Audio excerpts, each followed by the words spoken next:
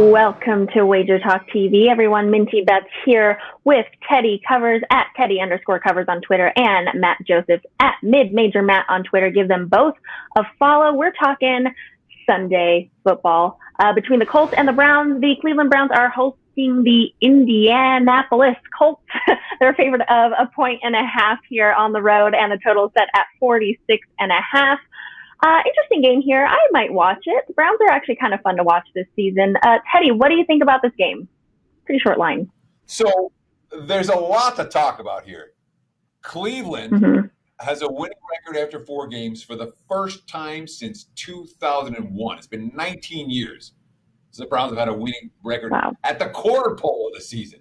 So it's been a long time for Cleveland. Part of the reason why they have that winning record right now is because they lead the NFL in turnover margin. Defense forced another couple turnovers last week in Dallas. They forced 10 for this season.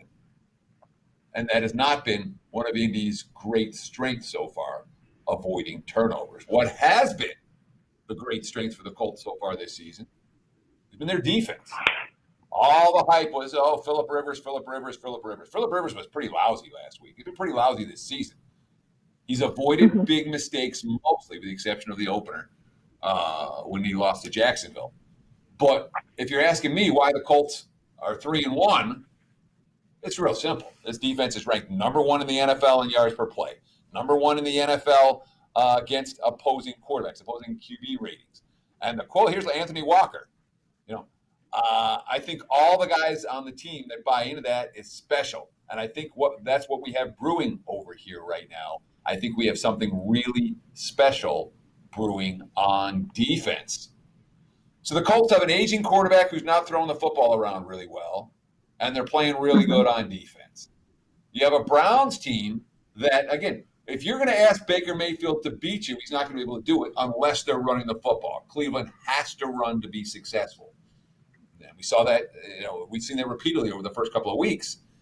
And when you watch this Colts defense, I don't know if they're going to be able to run on Indy, which means it's a Baker Mayfield game, and I don't want my money on Baker Mayfield in a game where he has to carry the offense. So count me as a Colts believer. I'll take an elite-level defense against a team that's living on turnover margin. Indy, short chalk worth laying. All righty. And Matt, what is your take on this game?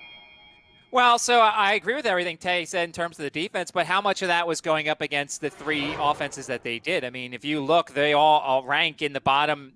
They're like 20 and below in total offense if you look at the 3 teams. And I like the Colts defense. There is a lot of thought about, people were talking about the Phillip Rivers before the season. But to me, I really like this Colts defense. And I thought, okay, Rivers is going to be a game manager. They're going to run it with Taylor. They're going to run it with Mack. This was preseason. And they're just going to do what they have to, and they're going to win games, grind it out 24-13. Well, of course, that first game comes along and Rivers throws over 40 passes, and they're like, well, wait a second, we can't do that. The guy's 97 years old, and he really shouldn't be doing that anymore. Be interesting to watch this injury report this week because Darius Leonard and Bobby Okereke are both banged up. There's just 3 healthy linebackers on the Colts roster: Anthony Walker, Zaire Franklin, and a rookie, Jordan Glasgow, who's a special teams guy. So if they're not going to have Darius Leonard, that's going to be important because he's one of the best linebackers in the league. The other fun stat that I found, Rodrigo Blankenship in the 3 wins this year, the kicker for the Colts, has actually outscored the opponent.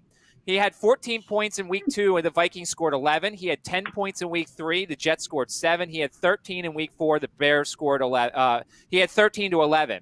So maybe you want to look at the Rodrigo Blankenship props. The other statistic, the Colts and the Browns are running the ball at least 49% of the time when there's a neutral game script. So when it's close, they're both going to rely on the run. I know how hard it is to take unders in the league, but this feels like an under. If you take the Browns' run game away and you put that Colts secondary up against Odell Beckham and Jarvis Landry, I think that's an even matchup here. You go the other way, the T.Y. Hilton hasn't had a great season this year. So to me, it's one of these hold your nose type of things because unders aren't great in this league right now, but I feel like this is an under in this game.